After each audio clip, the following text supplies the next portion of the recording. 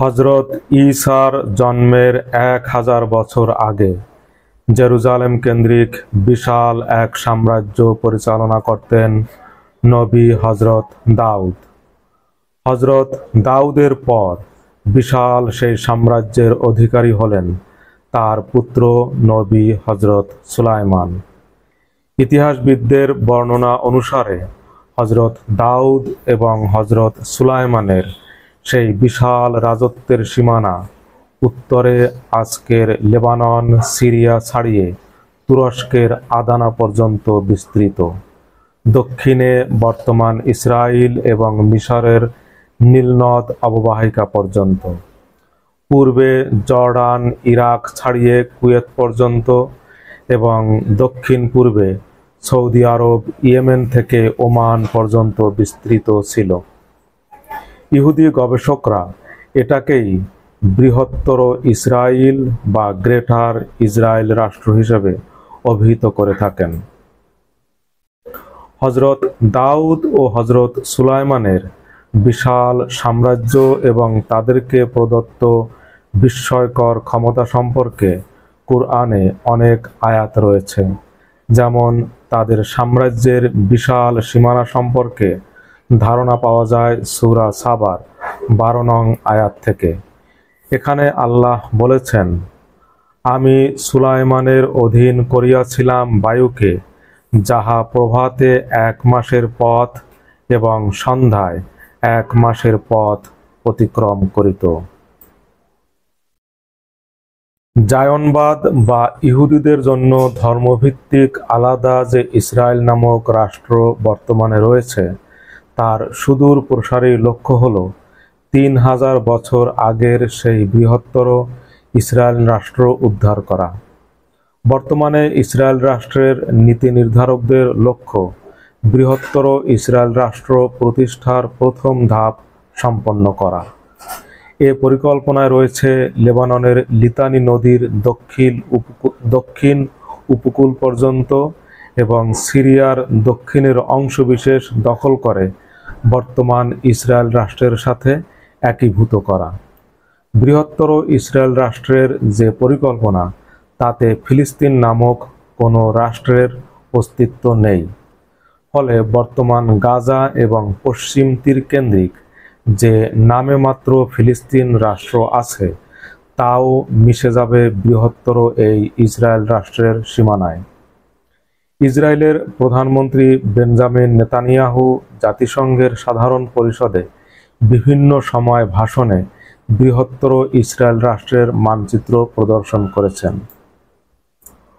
উগ্র ও কট্টরপন্থী নিরাপত্তা মন্ত্রী বেন গাভির আরেক উগ্রপন্থী অর্থমন্ত্রী বেজেলাল সহ নেতানিয়াহু সরকারের বেশ কয়েকজন মন্ত্রী সম্প্রতি বৃহত্তর ইসরায়েল রাষ্ট্র প্রতিষ্ঠার পরিকল্পনার বিষয়টি সামনে এনেছেন খোলাখুলিভাবে। বর্তমান প্রধানমন্ত্রী নেতানিয়াহু এবং তার মন্ত্রিসভার অনেক সদস্যদের পক্ষ থেকে পরিষ্কার করে বলা হয়েছে, তারা ফিলিস্তিনে 2 স্টেটস সলিউশন মানে না। এর মানে হলো ইসরায়েলের পাশাপাশি ফিলিস্তিন নামক আলাদা কোনো রাষ্ট্রের অস্তিত্ব তারা স্বীকার করে না। 19 জানুয়ারি 2025 হামাস ইসরায়েল যুদ্ধবিরতি কার্যকরের পর যুক্তরাষ্ট্রের প্রেসিডেন্ট ডোনাল্ড ট্রাম্প বলেছেন, গাজায় কোনো ফিলিস্তিনি থাকতে পারবে না, তাদেরকে স্থায়ীভাবে অন্য কোথাও চলে যেতে হবে। গাজার ফিলিস্তিনিদের নিয়ে যাওয়ার জন্য তিনি প্রথমে জর্ডান এবং মিশরকে প্রস্তাব দেন, কিন্তু উভয় দেশ প্রত্যাখ্যান করে ট্রাম্পের এ প্রস্তাব। গোটা আরবরা দাঁড়ায় মিশর এবং জর্ডানের পক্ষে। ফলে ট্রাম্প এরপর গাজার ফিলিস্তিনিদের সরিয়ে নেওয়ার জন্য প্রস্তাব দেন সুদান, সোমালিয়া এবং সোমালিল্যান্ডকে। সুদানও এ প্রস্তাব প্রত্যাখ্যান করে, তবে নীরব রয়েছে সোমালিয়া এবং সোমালিল্যান্ড। মূলত গাজা থেকে ফিলিস্তিনিদের স্থায়ীভাবে সরিয়ে নেওয়ার এ প্রস্তাব নেতানিয়াহু সরকারের। তারা ডোনাল্ড ট্রাম্পকে দিয়ে বাস্তবায়ন করতে চায় এ পরিকল্পনা, কিন্তু এ পরিকল্পনা আরবরা প্রতিহত করায় ইসরায়েল এখন যে পথ বেছে নিয়েছে তা হলো গাজায় এমন পরিস্থিতি তৈরি করা যাতে সেখানে কোনো অবস্থাতেই কোনো ফিলিস্তিনি বাস করতে না পারে। তারা যেন স্বেচ্ছায় সেখান থেকে চলে যেতে বাধ্য হয়। সেজন্য গাজায় তারা এখন পরিচালনা করছে গণহত্যা সহ জাতিগত নিধন কার্যক্রম। এরপরও যদি তারা গাজা ছাড়তে না চান তাহলে সেখানেই তাদেরকে ধুকে ধুকে মরতে হবে। সেজন্য অনবরত বিমান হামলার পাশাপাশি গাজায় আরোপ করেছে সর্বাত্মক অবরোধ। গাজা থেকে ফিলিস্তিনিদের নির্মূলের পর ইসরায়েল সেখানে ইহুদিদের জন্য বসতি গড়ে তুলবে এবং লাভ করবে ভূমধ্যসাগর ঘিরে বিশাল এলাকা ও সম্পদ। 1967 সাল থেকে পশ্চিম তীর ইসরায়েলের দখলে। সেই থেকে ইসরায়েল পশ্চিম তীরে মোতায়েন রেখেছে তাদের আর্মি। সেখানে রয়েছে নামে মাত্র একটি ফিলিস্তিন সরকার। কেবল হামাসের অধীনে পরিচালিত গাজা কিছুটা ইসরায়েলের নিয়ন্ত্রণ মুক্ত ছিল, সেটাও এখন তাদের নিয়ন্ত্রণে। বাশার আল আসাদ পতনের পর ইসরায়েল দখল করেছে সিরিয়ার মাউন্ট হারমন এবং তার আশপাশের বেশ কিছু এলাকা। এছাড়া পুরোপুরি দখলে নিয়েছে গোলান মালভূমি। হিজবুল্লাহ ধ্বংসের পর দক্ষিণ লেবাননও এখন নিরাপদ ইসরায়েলের জন্য। সাম্প্রতিক এসব অগ্রগতি বৃহত্তর ইসরায়েল রাষ্ট্র প্রতিষ্ঠার পথকে অনেকটাই সুগম করেছে। জায়নবাদী ইসরায়েলিদের বিশ্বাস, জেরুজালেম যাদের নিয়ন্ত্রণে থাকবে তারা নিয়ন্ত্রণ করবে বিশ্ব। কি আছে জেরুজালেমে যে কারণে তার এত গুরুত্ব? আল্লাহ কুরআনে সূরা বনী ইসরাইলের শুরুতে মসজিদুল আকসার চারপাশকে বরকতময় হিসেবে উল্লেখ করেছেন। মুসলমানদের প্রথম কিবলা জেরুজালেম। হযরত মুহাম্মদ ঊর্ধ্বগমন করেছিলেন এই জেরুজালেম থেকে, যা কুরআনে বর্ণিত আছে। যে পাথরের ওপর থেকে তিনি মেরাজ বা ঊর্ধ্বগমন করেন সেই পাথর আজও সংরক্ষিত আছে সেখানে। তার ওপর নির্মিত স্থাপনা ডোম অব রক নামে পরিচিত। এই পাথর বিভিন্ন কারণে ইহুদি খ্রিস্টানদের কাছেও অতিশয় গুরুত্বপূর্ণ। অনেক ইহুদিদের বিশ্বাস আল্লাহ মহাবিশ্বের সৃষ্টির সূচনা করেছেন এই পাথর থেকে। এভাবে অনেক গল্প চালু আছে এই পাথর ঘিরে। ইহুদি খ্রিস্টান উভয় ধর্মের বিশ্বাস হযরত ঈসা আবার ফিরে আসবেন জেরুজালেমে। ইহুদিদের বিশ্বাস বাইতুল আকসা মসজিদ কম্পাউন্ড, বিশেষ করে ডোম অব রক এর নিচে রয়েছে হযরত সুলাইমান নির্মিত আশ্চর্য এক মসজিদের ভিত্তি বা সীমানা চিহ্ন।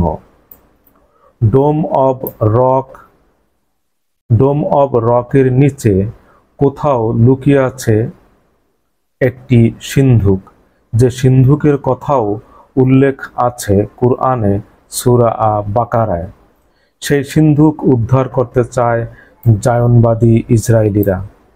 কুরআনে বলা হয়েছে এই সিন্ধুকে সংরক্ষিত আছে হযরত মূসা ও হযরত হারুন পরিবারের রেখে যাওয়া কিছু সামগ্রী এবং মানুষের জন্য প্রশান্তিদায়ক নিদর্শন। কুরআনে আরও বলা আছে আল্লাহ বনী ইসরায়েলের জন্য তালুত নামে এক রাজা মনোনীত করেছিলেন। রাজত্বের চিহ্নস্বরূপ আল্লাহর হুকুমে ফেরেশতারা সেই সিন্ধুক বহন করে আনে তালুতের কাছে, যে সিন্ধুকে রয়েছে মূসা ও হারুন পরিবারের রেখে যাওয়া সামগ্রী। রাজা তালুতের অধীনে তখন একজন যোদ্ধা ছিলেন হযরত দাউদ। যুদ্ধে রোমান সেনাপতি জালুতকে হত্যা করেন দাউদ। এরপর আল্লাহ দাউদকে রাজত্ব দান করলেন। তালুত ও জালুত সম্পর্কে এই পর্যন্ত এভাবে কোরআনে উল্লেখ আছে, সূরা বাকারায় আপনারা দেখতে পারেন। ইহুদিদের ভাষায় হযরত সুলাইমান তার রাজত্বকালে একটি টেম্পল বা দেবালয় বা মন্দির নির্মাণ করেছিলেন, ইহুদিদের ভাষায় টেম্পল। সেই দেবালয়ের ঠিক মাঝখানে একটি রুমের মধ্যে তিনি স্থাপন করেছিলেন মূসা ও হারুন পরিবারের সেই সিন্ধুকটি। ইহুদিদের বিশ্বাস, এই সিন্ধুকে সংরক্ষিত আছে হযরত মূসার কাছে পাঠানো পাথরে লিখিত মূল তাওরাত কিতাব সহ আরো অনেক মূল্যবান জিনিস। জায়নবাদী ইহুদিদের স্বপ্ন, তারা একদিন পুনর্নির্মাণ করবে হযরত সুলাইমানের টেম্পল বা দেবালয়। তাদের ভাষায় তারা একে টেম্পল বলে থাকে। এজন্য তারা একদিন উড়িয়ে দেবে বাইতুল আকসা, ডোম অব রক সহ সেখানে মুসলমানদের যত স্থাপনা আছে তার সব কিছু। এরপর তারা সেখানে ব্যাপক ভিত্তিক প্রত্নতাত্ত্বিক খনন ও অনুসন্ধানের মাধ্যমে উদ্ধার করবে হযরত সুলাইমানের মসজিদের সীমানা এবং সেই সিন্ধুক। কুরআনে এটাকে হযরত সুলাইমান নির্মিত মসজিদ বলা হয়েছে, কিন্তু ইহুদিরা, খ্রিস্টানরা একে বলে টেম্পল, টেম্পল মাউন্ট, ওখানে পাহাড়ের উপরে। যা হোক, কুরআনে বর্ণিত আছে জিনদের মাধ্যমে বিশেষ এক মসজিদ নির্মাণ করেছিলেন হযরত সুলাইমান। বর্তমানে যেখানে বাইতুল আকসা মসজিদ কমপ্লেক্স, সেখানে অথবা তার পাশে মাউন্ট মারায়ার উপর নির্মাণ করা হয়েছিল আশ্চর্য এই মসজিদ হযরত ঈসার জন্মের 586 বছর আগে। হযরত ঈসার জন্মের 586 বছর আগে সেই মসজিদটি সম্পূর্ণ মাটির সাথে মিশিয়ে দিয়েছিল ব্যাবিলনের সম্রাট নেবুকাদনেজার। ব্যাপকভাবে হত্যা করা হয়েছিল তখন সেখানকার ইহুদিদের। যারা বেঁচে যায় তাদেরকে দাস হিসেবে নিয়ে যাওয়া হয়েছিল ব্যাবিলনে। কিন্তু মাত্র 48 বছরের মাথায় খ্রিস্টপূর্ব 539 সালে, অর্থাৎ হযরত ঈসার জন্মের 539 বছর আগে, পারস্য জয়কারী রাজা সাইরাস, তাকে সাইরাস দ্য গ্রেট বলে অনেকে, পারস্য জয়কারী রাজা বা পারস্যের রাজা ব্যাবিলনীয়দের পরাজিত করে জেরুজালেম উদ্ধার করেন। রাজা সাইরাস আবার জেরুজালেমে ফেরত আসার অনুমতি দেন ইহুদিদেরকে। ইহুদিরা তখন সুলাইমানের সেই মসজিদ, মাটির সাথে যে মসজিদ মিশিয়ে দিয়েছিল নেবুকাদনেজার, সেই মসজিদটি ইহুদিরা তখন আবার পুনর্নির্মাণ করে। এটিকে ইহুদিরা বলে থাকে সেকেন্ড টেম্পল। প্রথম টেম্পল তাদের ভাষায় তো হযরত সুলাইমান নির্মাণ করে, এরপর সেটি ভেঙে ফেলার পরে আবার যখন ইহুদিরা সেখানে 48 বছরের মাথায় যাওয়ার সুযোগ পেল, তখন সেটি আবার তারা নির্মাণ করে। এটাকে বলা হয় সেকেন্ড টেম্পল তাদের ভাষায়। এরপর 70 খ্রিস্টাব্দে মানে হযরত ঈসার জন্মের 70 বছর পর, এরপর 70 খ্রিস্টাব্দে রোমান সেনাপতি টাইটাসের সময় ইহুদিরা বিদ্রোহ করে রোমানদের বিরুদ্ধে।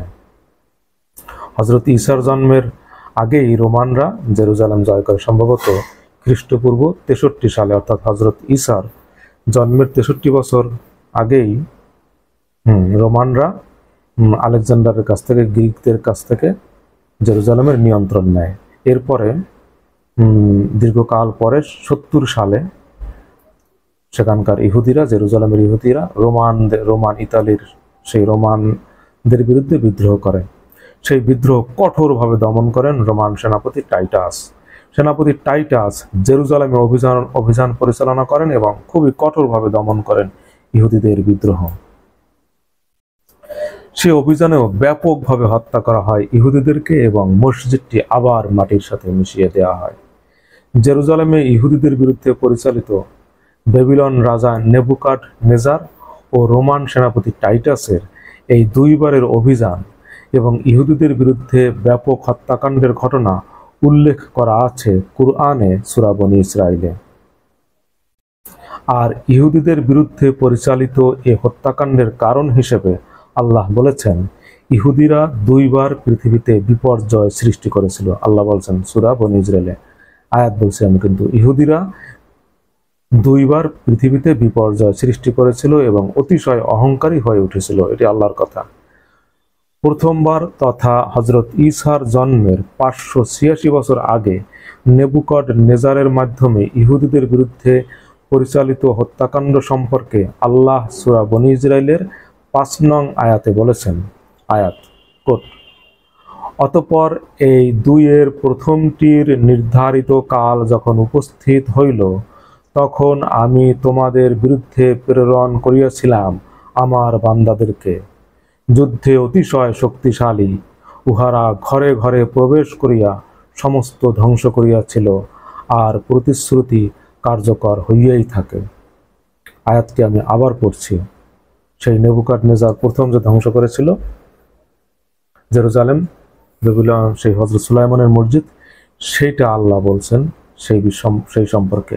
কোরআনে সেই নেবুকাদনেজার ঘটনা উল্লেখ নাই, নেবুকাদনেজারের নাম উল্লেখ নাই, কিন্তু ইতিহাসে পাওয়া যায় প্রথম সেই ধ্বংস নেবুকাদনেজারের সময় হয়েছিল।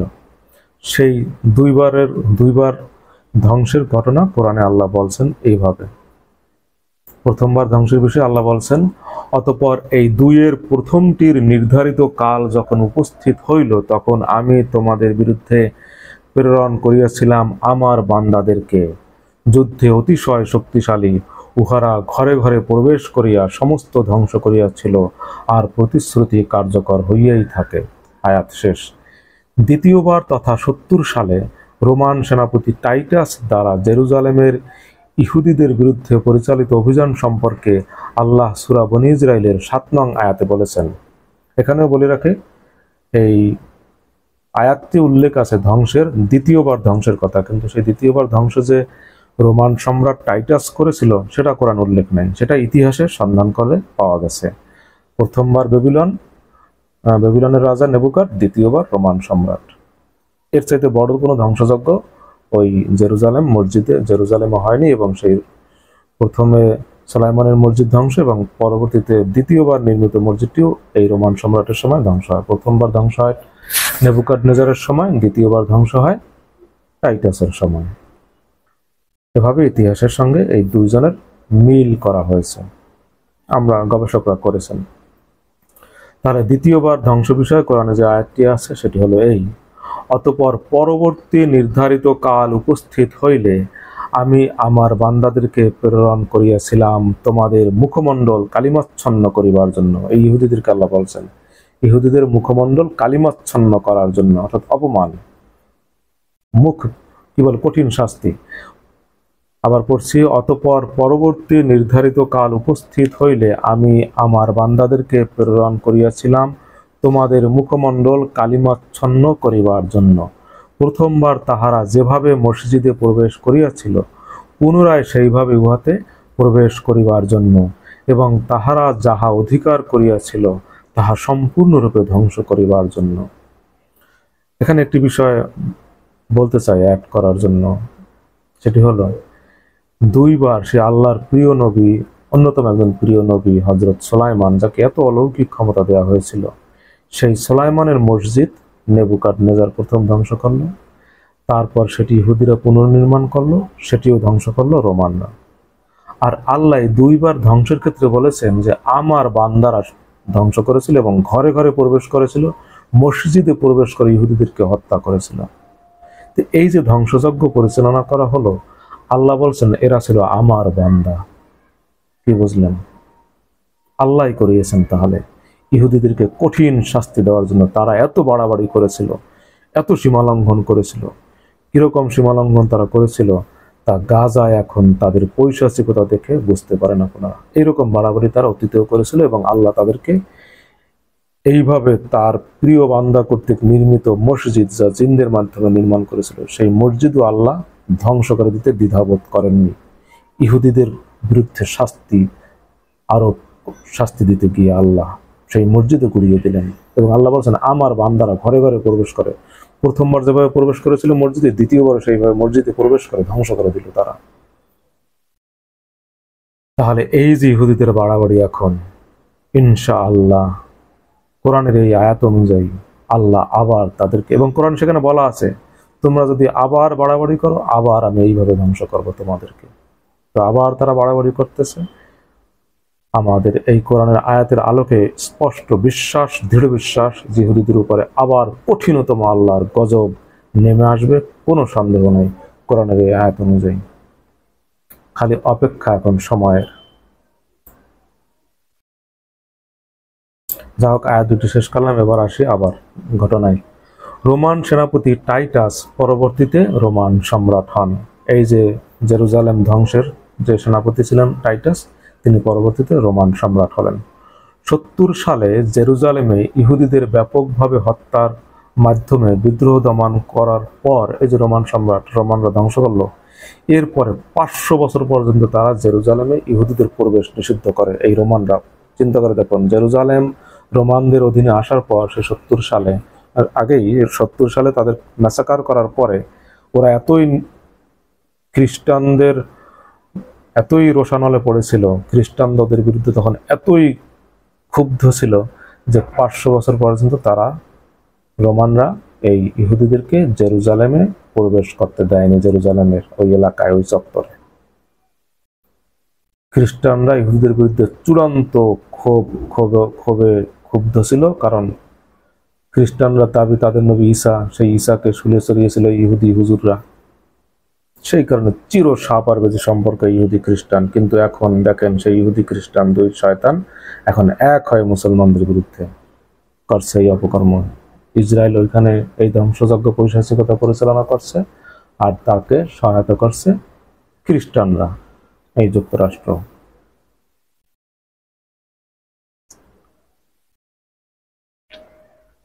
যা হোক, এরপর সেই 500 বছর পর্যন্ত জেরুজালেমে ইহুদিদের প্রবেশ নিষিদ্ধ করার পর 637 সালে তারপর কালের পরিক্রমায় সে জেরুজালেম এক পর্যায়ে 500-600 বছর পরে পরিত্যক্ত অবস্থায় পড়ে থাকে। রোমান সাম্রাজ্য তখন পতনের মুখে।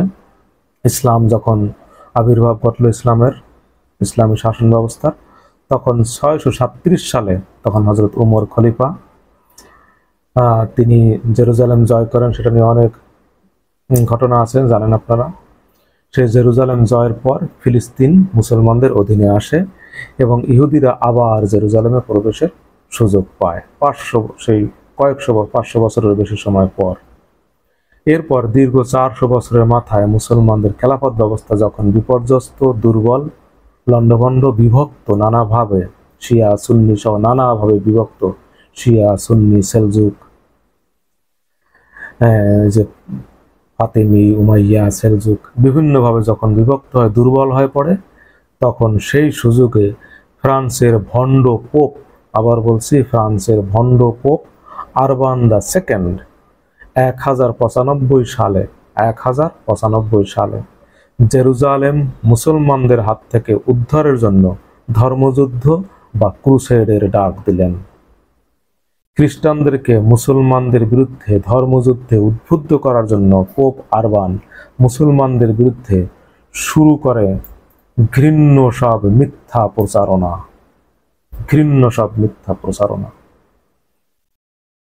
পোপ এবং তার লোকজন সেই সময় ঘোষণা করে যে জেরুজালেমে মুসলমানরা খ্রিস্টান মেয়েদেরকে দিয়ে প্রস্টিটিউট পরিণত করে, তাদেরকে ধর্ষণ করতেছে, তাদেরকে দাসে পরিণত করে, নির্যাতন করতেছে, যখন তখন যাকে খুশি হত্যা করে, এই সমস্ত ঘৃণ্য সব। এবং মুসলমানদেরকে বলে এলিয়েন, ইনফিডাল, বেধর্মী, মানে অধার্মিক, বেধর্মী, এরকম মুসলমানদের বিরুদ্ধে ঘৃণ্য সব প্রচারণা চালিয়ে খ্রিস্টানরা মুসলমানদের ধর্ষণ করছে, পতিতা বানিয়ে রাখছে, সেখানে তাদেরকে দিয়ে পতিতাগিরি করাচ্ছে, দাস বানিয়ে রাখছে, দাসী, এই সমস্ত বলে উস্কে দেয় খ্রিস্টান ধর্মান্ধদের।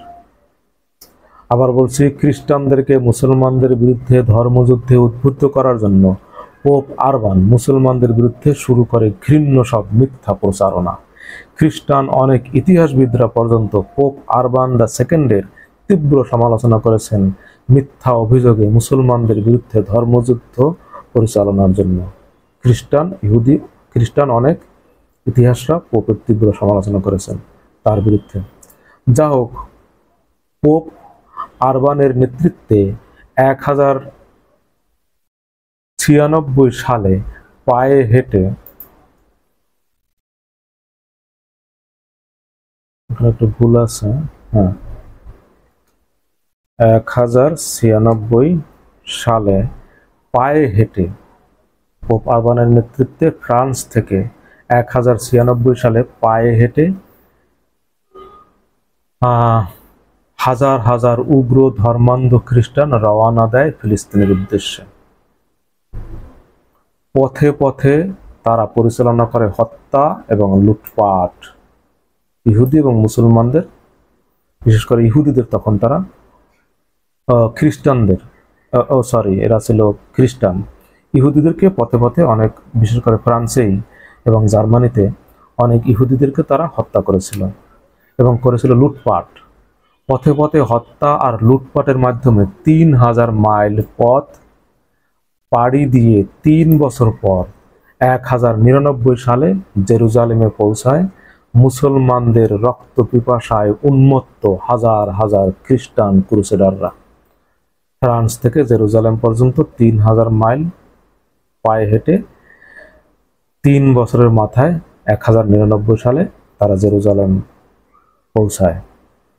ফ্রান্স থেকে 60,000 ক্রুসেডার রওনা দিয়েছিল। পথে পথে তাদের সাথে আরও হাজার হাজার খ্রিস্টানরা যোগ দেয় এবং 1.5 লক্ষের উপরে ছাড়িয়ে যায় এই ক্রুসেড যাত্রা। এবং 3 বছরের মাথায় যখন তারা ফিলিস্তিনে আসে, তখন পথে পথে 10 ভাগের 9 ভাগই প্রায় মারা যায়। 10 ভাগের 9 ভাগ, মাত্র 13,000, তখন ইতিহাসবিদদের মতে 13,000 ফিলিস্তিন পর্যন্ত এসে পৌঁছতে পেরেছিল। বাকিরা পথে পথেই মারা গেছে, না খেয়ে, রোগে শোকে, বৈরী পরিবেশে বিভিন্ন জায়গায়। এবং বিভিন্ন জায়গায় মুসলমানদের বিরুদ্ধে পথে পথে যুদ্ধ হয়েছে, বিশেষ করে তুরস্ক সেই তার্কিক সেলজুকরা বাধা দিয়েছিল এবং আরও বিভিন্ন জায়গায় সিরিয়া মুসলমানরা তাদেরকে বাধা দিয়েছিল এবং ব্যাপক পথে পথে যুদ্ধ হয়েছে। সেই যুদ্ধে মারা গেছে অনেকে, রোগে মারা গেছে, না খেয়ে মারা গেছে অনেক। মাত্র 13,000 এসে পৌঁছছিল, 10 ভাগের 9 ভাগই মারা গেছে। যা হোক, পৌঁছার পর কি হলো?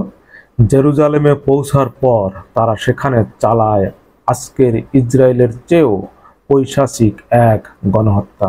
আজ ইসরায়েল গাজা যেরকম গণহত্যা চালিয়েছে, তার চেয়েও পৈশাচিক ছিল সেই গণহত্যা, সেই ক্রুসেডারদের জেরুজালেমে পৌঁছে।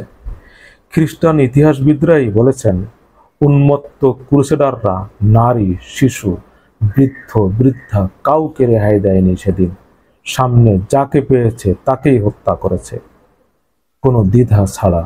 মুসলমানদের লাশের স্তূপ জমা হয়েছিল সেদিন সেখানে।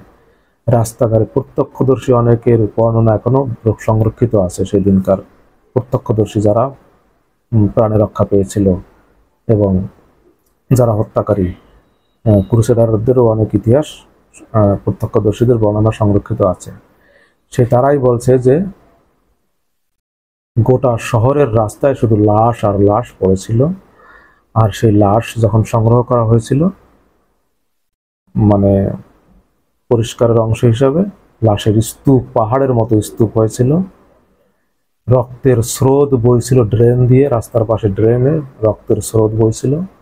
খ্রিস্টান ইতিহাসবিদরা বলেছেন, কত মুসলমানদের সেদিন হত্যা করা হয়েছিল তার প্রকৃত সংখ্যা স্রষ্টা ছাড়া আর কেউ জানেন না। তবে এর সংখ্যা ছিল কমপক্ষে 30,000।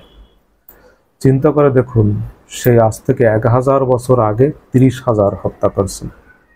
বর্তমানে সংখ্যা 30 লাখের বেশি হবে বর্তমানের হিসাবে, কারণ সেই সময়ের তুলনায় জনসংখ্যা এখন কী পরিমাণ বাড়ছে সেই হিসাব করে আপনারা এখন সংখ্যা অনুমান করতে পারেন। সেই সময় যদি 30,000 হত্যা করা, সেই সময় মানুষই ছিল কত। যা হোক, এরপর 200 বছর ধরে চলে জেরুজালেম নিয়ে খ্রিস্টান ও মুসলমানদের মধ্যে রক্তাক্ত ধর্মযুদ্ধ, যার সূচনা করেছিল ওই পোপ আরবান II, উগ্র খ্রিস্টান পোপ।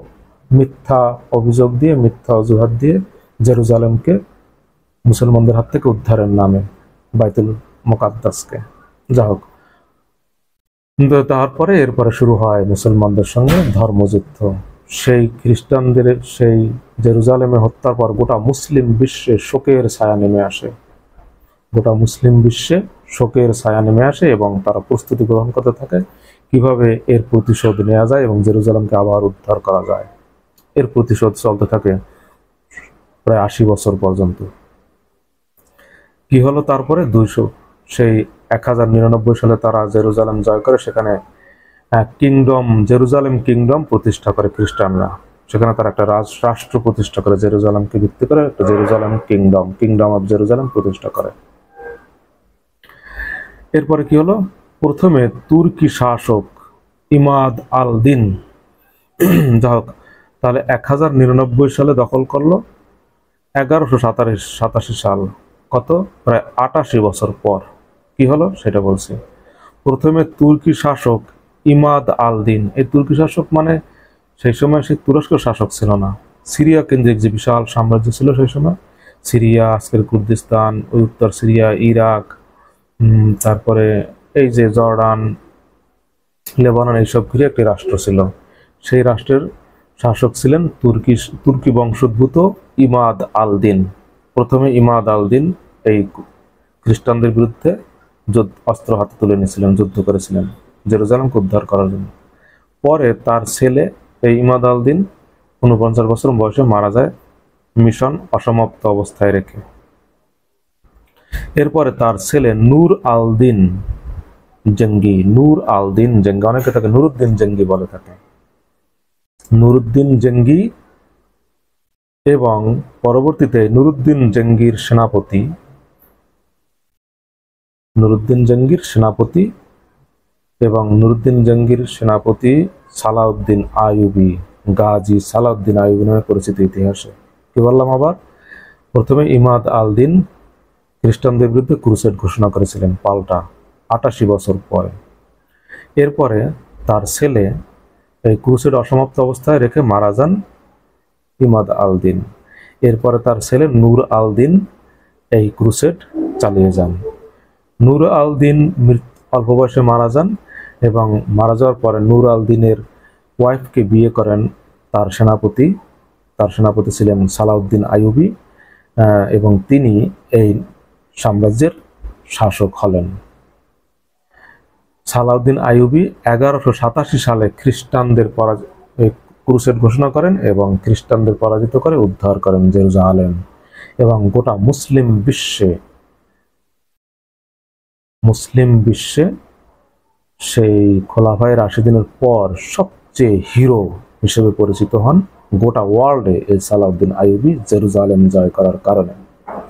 পরবর্তীতে ব্রিটেন এবং ফ্রান্সের রাজার নেতৃত্বে পরপর 2টি ধর্মযুদ্ধ পরিচালিত হয় মুসলমানদের বিরুদ্ধে, কিন্তু প্রতিবারই তারা ব্যর্থ হন জেরুজালেম জয় করতে সালাউদ্দিন আইয়ুবীর বিরুদ্ধে যুদ্ধ করে।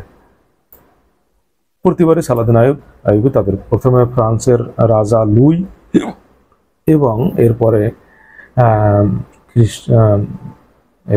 ইংল্যান্ডের রাজা রিচার্ড দ্য কিং, তাকে বলা হয় লায়ন হার্ট। তিনি সেই ইংল্যান্ডের সিংহাসন পরিত্যাগ করে। বলে রাখা ভালো, ফ্রান্সের যে লুই, তিনিও এই ফ্রান্সে ফেরার আগে মারা যান, পরাজিত হয়ে ফ্রান্সে যখন ফিরে যাচ্ছিলেন মারা যান পথে। এবং ইংল্যান্ডের রাজা রিচার্ড কিং, তিনি এতই এরা উগ্র ছিল, জেরুজালেম সালাউদ্দিন আইয়ুব জয় করার পরে জেরুজালেম আবার উদ্ধার করার জন্য ইংল্যান্ডের রাজা সিংহাসন ত্যাগ করে ছোট ভাইয়ের হাতে ছেড়ে দিয়ে তিনি ক্রুসেডের নেতৃত্ব দিয়ে জেরুজালেমের পথে যাত্রা করলেন, এবং তিনিও ব্যর্থ হলেন, এবং ব্যর্থ হয়ে ফিরে যাওয়ার পথে তার নিজের সৈন্যদের হাতে সে নিহত হন। ওদিকে রাজ্যও গেল এবং এদিকে জেরুজালেম উদ্ধার করতেও তিনি ব্যর্থ হলেন। এরপরে দীর্ঘ কত শত বছর, 700 বছর পর্যন্ত, এরপর কেটে যায় শত শত বছর, জেরুজালেম মুসলমানদেরই নিয়ন্ত্রণে থাকে দীর্ঘ 700 বছরেরও বেশি সময় ধরে। 1917 সাল প্রথম বিশ্বযুদ্ধ। 1917 সালে প্রথম বিশ্বযুদ্ধে উসমানীয় খেলাফতের পতনের পর জেরুজালেম সহ ফিলিস্তিন ব্রিটেনের দখলে চলে যায়। প্রথম বিশ্বযুদ্ধের সময় উসমানীয় খেলাফতের অধীনে ছিল এই জেরুজালেম, নামে মাত্র ছিল উসমানীয় খেলাফতের, আসলে তারা তেমন কোনো দায়িত্ব পালন করেনি, নামে মাত্র তাদের অধীনে ছিল এটা। প্রথম বিশ্বযুদ্ধে উসমানীয়রা এই জার্মানির পক্ষ নিয়েছিল এবং পরাজিত হয়, এবং উসমানীয় খেলাফত বিজয়ীরা ভাগ বটোয়ারা করে নিজেদের মধ্যে নিয়ে নেয় এবং এই জেরুজালেম পরে ব্রিটেনের ভাগে। কেক যেরকম কেটে সবাই খায়, এরকম উসমানীয় খেলাফত কেটে কুটে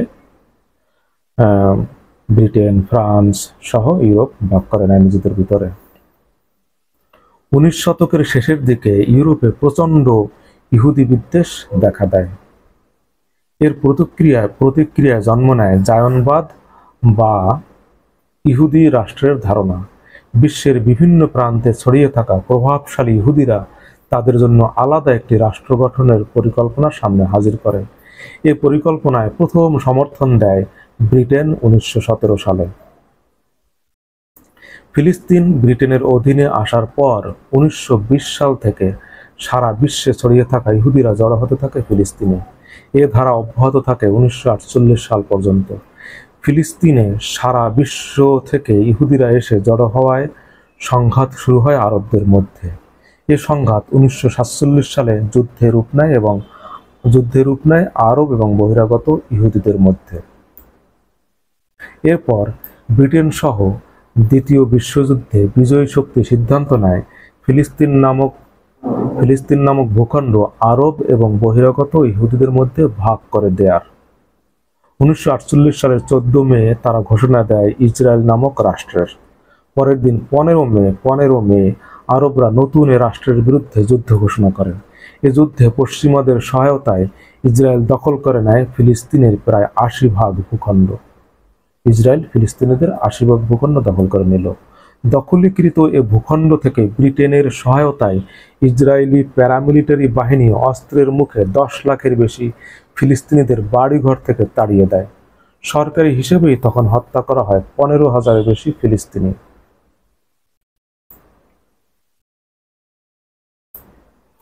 ইসরায়েলের প্যারামিলিটারি বাহিনী কর্তৃক ধর্ষণের শিকার হয় অগণিত ফিলিস্তিনি নারী।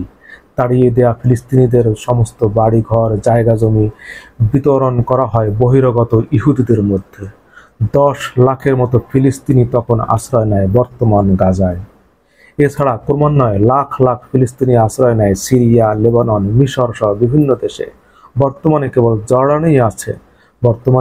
জর্ডানেই আছে 60 লাখের বেশি ফিলিস্তিনি উদ্বাস্তু। আজকে জর্ডান সহ বিভিন্ন দেশে যে লাখ লাখ ফিলিস্তিনি উদ্বাস্তু রয়েছে, তাদের পূর্বপুরুষ এবং বর্তমানে গাজায় যে ফিলিস্তিনিদের হত্যা করছে ইসরায়েল, তাদেরও লাখ লাখ পূর্বপুরুষ একসময় আজকের ইসরায়েল নামক ভূখণ্ডের মালিক ছিল। সেখানেই ছিল তাদের বাড়িঘর। আজকের গোটা ইসরায়েল নামক দেশ একসময় ফিলিস্তিনি ভূখণ্ড হিসেবে পরিচিত ছিল। আজকের যে ইসরায়েল রাষ্ট্র, এটাই ছিল ফিলিস্তিন একসময়। গাজার অনেক ফিলিস্তিনি আজও বহন করছে বর্তমানে ইসরায়েলে তাদের পূর্বপুরুষদের বাড়িঘরের চাবি এবং অনেক স্মৃতি। একসময় যে ইসরায়েলে এই ফিলিস্তিনিদের বাড়িঘর ছিল, সেই বাড়িঘরের চাবি এখন ওই ফিলিস্তিনিদের হাতে আছে। শুধু দীর্ঘশ্বাস নিয়ে সেই চাবি তারা বহন করে বেড়াচ্ছে। 1948 সালে এভাবে অস্ত্রের মুখে ফিলিস্তিনিদের তাদের বাড়িঘর, জায়গা জমি থেকে তাড়িয়ে দিয়ে পশ্চিমা বিশ্ব শক্তির জোরে ইহুদিদের জন্য গঠন করে ইসরায়েল নামক রাষ্ট্র। এরপর থেকে আজ অবধি ইসরায়েল রাষ্ট্রের সীমানা ক্রমে সম্প্রসারিত হয়েছে ফিলিস্তিনিদের অন্যান্য এলাকায়। 1948 সালে যে ফিলিস্তিনিদের বাড়িঘর থেকে তাড়িয়ে গাজায় জড়ো করা হয়েছিল, আজ তাদেরই বংশধরদের সেখানে পিষে মারছে ইসরায়েল। আজকের ফিলিস্তিনের গাজায় যে ফিলিস্তিনিরা, এদের পূর্বপুরুষরা একসময় ইসরায়েলি ছিল। সেই 1948 সালে তাড়িয়ে দিয়েছিল, সেই তাদেরই বংশধর এরা। দেখুন, একসময় তাদের পূর্বপুরুষদের তাড়িয়ে দিয়েছিল, আজ সেই তাদের বংশধরদেরকে পিঁপড়ার মতো পিষে মারছে সেখানে। আজ তারা উদ্বাস্ত, এখান থেকে সেখানে ঘুরে বেড়াচ্ছে, আজ এখানে কাল সেখানে। 1948 সালে ফিলিস্তিনিদের তাদের ভূখণ্ড থেকে তাড়িয়ে দিয়েই ক্ষান্ত হয়নি ইসরায়েল। সেই থেকে ইসরায়েল আজ অবধি বারবার গণহত্যা পরিচালনা করেছে অসহায় ফিলিস্তিনি উদ্বাস্তুদের বিরুদ্ধে। বর্তমানে ইসরায়েলের লক্ষ্য গাজা থেকে ফিলিস্তিনিদের চিরতরে নির্মূল করা, যাতে তারা কোনোদিন আর ইসরায়েলের প্রতি কোনো ধরনের হুমকি হিসেবে বিরাজ করতে না পারে। অতীতে আরব দেশগুলো একত্রিত হয় পরপর 5 বার যুদ্ধ করেছে ইসরায়েলের বিরুদ্ধে, কিন্তু প্রতিবারই আরবরা পরাজিত হয়েছে ইসরায়েলের কাছে, কারণ ইসরায়েলের পেছনে ছিল সরাসরি যুক্তরাষ্ট্র।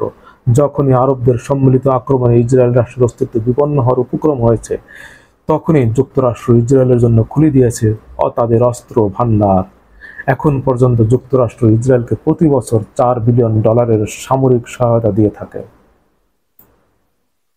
নিয়মিত সহায়তার বাইরে গাজায় হামাসের বিরুদ্ধে যুদ্ধের জন্য গত 16 বছরে, এই যে 7 অক্টোবর 2023 সালে 8 অক্টোবর যুদ্ধের পর থেকে যুক্তরাষ্ট্র $20 বিলিয়ন বেশি ইসরায়েলকে দিয়েছে। কেবলমাত্র ইসরায়েলের পক্ষে আরব সাগরে ইয়েমেনের বিরুদ্ধে যুদ্ধেই যুক্তরাষ্ট্রের খরচ হয়েছে $17 বিলিয়ন বেশি। সঠিক সংখ্যাটা মনে নেই, কয়েক বিলিয়ন ডলার খরচ করেছে কেবলমাত্র এই লোহিত সাগরে অবস্থান করে ইয়েমেনের বিরুদ্ধে যুদ্ধে। ইয়েমেনের বিরুদ্ধে যুদ্ধ যুক্তরাষ্ট্র করছে ইসরায়েলের হয়ে, আর সরাসরি নগদ অর্থ তো ইসরায়েলকে দিচ্ছে। অতীতে ইসরায়েলের বিরুদ্ধে আরবদের যুদ্ধের নেতৃত্ব দিয়েছে মিশর, সিরিয়া এবং জর্ডান। অর্থ জুগিয়েছে সৌদি আরব সহ অন্যান্য আরব দেশগুলো। কিন্তু দীর্ঘকাল ধরে সৌদি আরব, সংযুক্ত আরব আমিরাত, বাহরাইন, মিশর, জর্ডান সহ প্রায় সব আরব দেশের সিংহাসন এখন যুক্তরাষ্ট্রের পদতলে। এই আরব শাসকরা যুক্তরাষ্ট্রের পদলেহী। বৃহত্তর ইসরায়েল রাষ্ট্র প্রতিষ্ঠার পথ এখন অতীতের যে কোনো সময়ের তুলনায় অনেক মসৃণ। ধ্বংস হয়ে গেছে গাজার হামাস আর লেবাননের ইরান সমর্থিত বিশ্বের সবচেয়ে বড় আর শক্তিশালী মিলিশিয়া বাহিনী হিজবুল্লাহ। হিজবুল্লাহ ধ্বংস হওয়ায় এবং সিরিয়া থেকে গণহত্যাকারী কুখ্যাত আসাদের বিদায়ের ফলে ইরান এখন ইতিহাসের অন্যতম দুর্বল অবস্থায় রয়েছে। সিরিয়া ছিল ইরানের অন্যতম একটি ভূমি যেখান থেকে তারা ইসরায়েলের বিরুদ্ধে এবং মধ্যপ্রাচ্যে প্রভাব বিস্তারে গুরুত্বপূর্ণ ভূমিকা পালন করত। লেবাননের হিজবুল্লাহর জন্য অন্যতম সহায়ক দেশ ছিল সিরিয়া। গাজায় হামাস ধ্বংস, সিরিয়া থেকে শয়তান আসাদের বিদায় এবং লেবাননেও হিজবুল্লাহর ধ্বংসের পর সম্পূর্ণরূপে ভেঙে পড়েছে ইরানের প্রক্সি বাহিনী এবং ভ্রান্ত প্রমাণিত হয়েছে ইসরায়েলের বিরুদ্ধে ইরানের প্রক্সি যুদ্ধ নীতি। দেখুন, এই ইরানের ভুল নীতির কারণে ধ্বংস হয়ে গেল লেবানন, ধ্বংস হয়ে গেল সিরিয়া এবং এখন ধ্বংসের পথে ইয়েমেন, ধ্বংস হয়ে গেল হিজবুল্লাহ, মাটির সাথে মিশে গেল হামাস। ইরান আর হিজবুল্লাহ ছিল আসাদের পক্ষে। ইরান এবং হিজবুল্লাহ উভয় ছিল আসাদের পক্ষে। সিরিয়ায় মুক্তিকামী লাখ লাখ মানুষকে হত্যা করেছে মানব জাতির কলঙ্ক বাশার আল আসাদ। কমপক্ষে 6 লাখ বলা হয় হত্যা করা হয়েছে। এই যে 2011 সালে আরব বসন্তের পরে যে গৃহযুদ্ধ শুরু হলো সিরিয়ায়, সেই গৃহযুদ্ধে বাশার আল আসাদের বাহিনী 6 লাখের বেশি সিরিয়ান হত্যা করেছে। এখন দেখুন, আমি যেহেতু বারবার বলছি যে আসাদের পতনের ফলে ইরান সিরিয়া থেকে বিদায় নিল, হিজবুল্লাহর বিদায় হলো এবং ইরান দুর্বল হয়ে গেছে, ইসরায়েলের জন্য অনেকটা সহজ হয়ে গেছে আরবরা বৃহত্তর ইসরায়েল রাষ্ট্র প্রতিষ্ঠার পর। এতে মনে হতে পারে তাহলে আসাদ কি ভালো ছিল? আসাদ থাকা অবস্থাতে ইরান এত দুর্বল ছিল না, ইসরায়েল এত শক্তি অর্জন করতে পারেনি, ইসরায়েলের জন্য এখন একেবারে সব পথ খুলে গেছে মনে হতে পারে। আমি আসাদের পক্ষে বলছি, নো,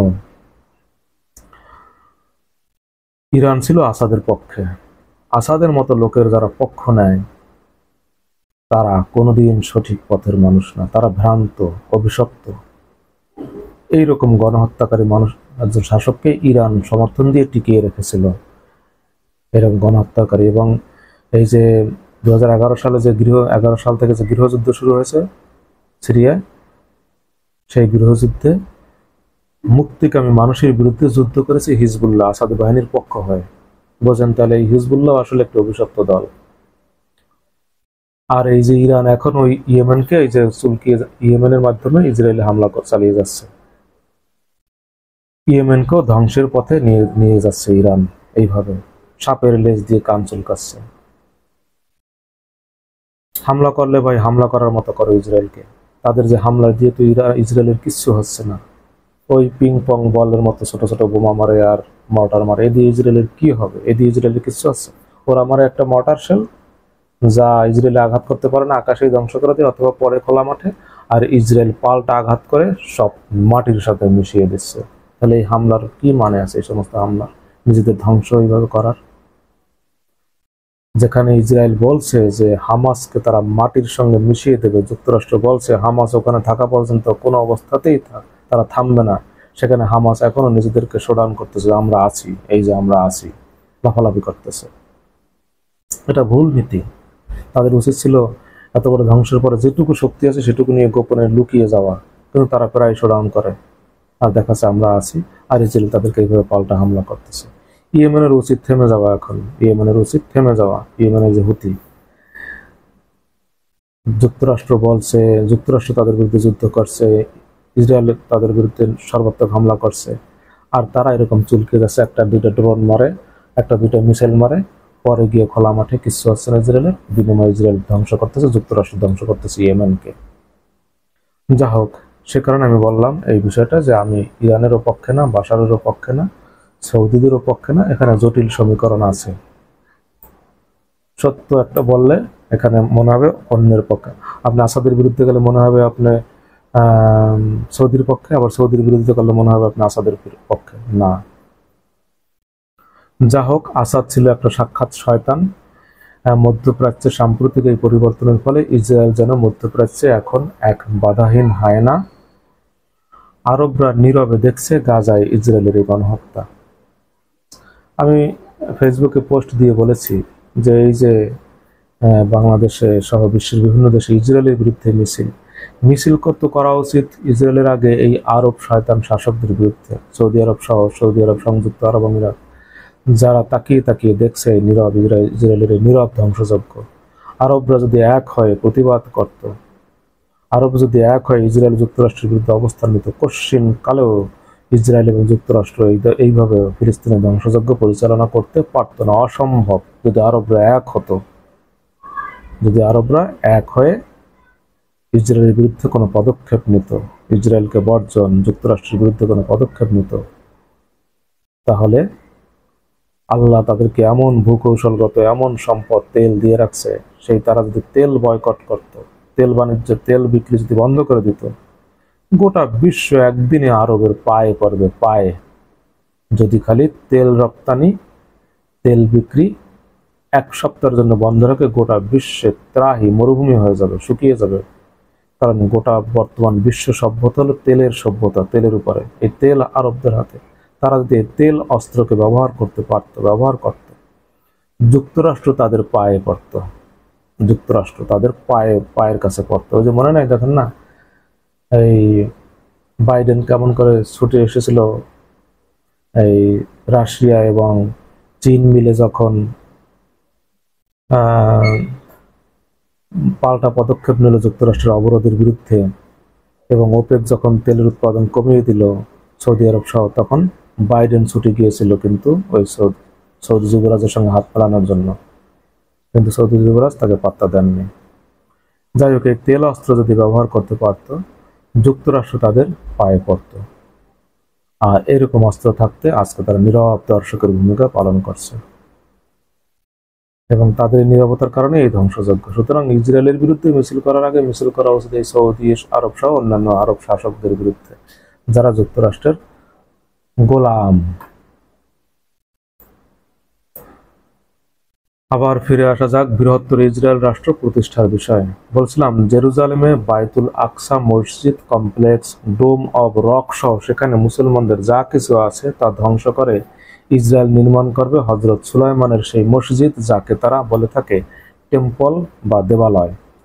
আপনারা ইতিমধ্যে জেনেছেন, নেবুকাডনেজার হজরত সুলাইমানের মসজিদ ধ্বংসের পর খ্রিস্টপূর্ব 539 সালে ইহুদিরা আবার সেই মসজিদটি নির্মাণ করেছিল, এবং সেটাও ধ্বংস হয় রোমান সেনাপতি টাইটাসের হাতে। এখন আবার তারা সেই মসজিদ নির্মাণ করবে, এবং তার নাম দিয়েছে তারা থার্ড টেম্পল। থার্ড টেম্পল নির্মাণের যাবতীয় প্রস্তুতি সম্পন্ন করেছে ইসরায়েল। এখন কেবল তারা অপেক্ষায় আছে সুযোগের। টেম্পল নির্মাণের লক্ষ্যে তারা প্রতিষ্ঠা করেছে টেম্পল ইনস্টিটিউট। তৈরি করা হয়েছে এর নকশা, ওই মসজিদের নকশা, তাদের ভাষায় টেম্পল তৈরি করা হয়েছে, প্রস্তুত রাখা হয়েছে প্রিস্ট বা ধর্মযাজক, ওই রাব্বি টাব্বি। জোগাড় করা হয়েছে 5টি নিখুঁত লাল গরু, 5টি নিখুঁত লাল গরু, তারা বলে রেড হাইপার। 2022 সালে 20 সেপ্টেম্বর ইসরায়েলের জেরুজালেম পোস্টের খবরে বলা হয়েছে, বৃহস্পতিবার জেরুজালেম পোস্টের 20 সেপ্টেম্বর ইসরায়েলের জেরুজালেম পোস্টের খবরে বলা হয়েছে, বৃহস্পতিবার যুক্তরাষ্ট্রের টেক্সাস থেকে 5টি লাল গরু আনা হয়েছে ইসরায়েলে। টেক্সাসের একজন খ্রিস্টান ফার্ম মালিক, এই গরু ফার্মের মালিকের কাছে এই গরুগুলো ছিল, তার এখানে জন্ম নিয়েছে এই গরু। সেগুলো বর্তমানে ইসরায়েলের হাইফায় এনে রাখা হয়েছে, 5টি লাল গরু। প্রকাশিত খবরে বলা হয়েছে, গত 2000 বছরের মধ্যে এই প্রথমবার দেখা গেছে সম্পূর্ণ নিখুঁত 5টি বিরল লাল গরু। 2000 বছর পর এই ধরনের লাল গরু পৃথিবীতে সন্ধান মিলেছে। মন্দির নির্মাণ, ওই যে টেম্পল তাদের ভাষায় টেম্পল, দেবালয় নির্মাণ পর্যন্ত এই গরু যদি নিখুঁত থাকে, নিষ্কলঙ্ক থাকে, তাহলে প্রত্যেকটি এই গরুগুলো যখন ইসরায়েলে আনা হয় তখন তাদের বয়স ছিল 1 বছর। এখন টেম্পল যতদিন না নির্মাণ করা হয় ততদিন পর্যন্ত এই গরুগুলোকে নিষ্কলঙ্ক নিখুঁত থাকতে হবে। যদি থাকে টেম্পল নির্মাণ পর্যন্ত, তাহলে প্রত্যেকটা গরুই উৎসর্গ উপযুক্ত হবে। এই গরুর ছাই দিয়ে পবিত্র করা হবে ধর্মযাজকদের, যারা মন্দির নির্মাণের সাথে যুক্ত থাকবেন। ওই মন্দির নির্মাণে যে রিচুয়াল আছে সেই রিচুয়াল তো পালন করবে ধর্মযাজকরা, প্রিস্টরা। তাহলে সেই প্রিস্টদের পবিত্র হইতে হবে। কোন প্রিস্টদের কেন পবিত্র হইতে হবে? বলা হয়েছে যে সমস্ত প্রিস্টরা কখনো জীবনে কোনো লাশ স্পর্শ করেছেন। আপনারা জানেন প্রিস্টরা এই যে লাশ দাফনে তাদের প্রয়োজন হয়, আমাদের যেরকম হুজুররা জানাজা টানাজা দেয়, কবরে রাখে, ওইরকম খ্রিস্টান ইহুদি ধর্মযাজকরাও ওদের লাশ সৎকার করে, দাফন টাফনের যে ব্যবস্থা ওদের, সেখানে লাশ প্রিস্টরা ধর্মযাজকরা যুক্ত হয়। সেই ধর্মযাজকরা যারা লাশ টাচ করেছে জীবনে কোনোদিন, তারা এই টেম্পল নির্মাণের রিচুয়ালে অংশ নিতে পারবে না।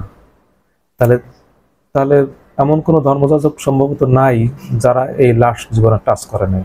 তাহলে কি করতে হবে? ধর্মযাজকদের পবিত্র করার জন্য এই গরু পুড়িয়ে বা কিভাবে কি জানি না, গরুর ছাই বলতেছে, গরুর ছাই দিয়ে তাদেরকে পবিত্র করা হবে, এবং গরুর ছাই দিয়ে ওই মন্দিরকেও কি পবিত্রকরণের রিচুয়াল আছে সেগুলো করবে।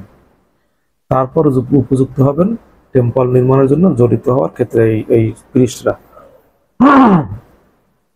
2024 সালে কাতারের আল জাজিরা অনলাইনেও প্রকাশিত হয়েছে এই লাল গরু ইসরায়েলে আনার খবর। প্রিয় দর্শক, আমার নাম মেহেদী হাসান, আমি বাংলাদেশের একজন সিনিয়র সাংবাদিক। আপনাদের সামনে উপস্থাপন করলাম আমার এই গবেষণা ভিত্তিক লিখিত প্রতিবেদন। আমি কম্পিউটারের স্ক্রিন থেকে আপনাদের পড়ে শোনালাম। আমি এটি লিখেছি এবং সেটি আপনাদেরকে দেখে দেখে পড়ে শোনালাম এবং ফাঁকে ফাঁকে কিছু কথাবার্তাও বললাম। এ বিষয়ে আরও ডিটেলস আমার কাছে যে সমস্ত তথ্য আছে, ইনশাআল্লাহ ভবিষ্যতে আমি উপস্থাপন করার ইচ্ছা আছে আপনাদের সামনে। আসসালামু আলাইকুম রহমতুল্লাহ।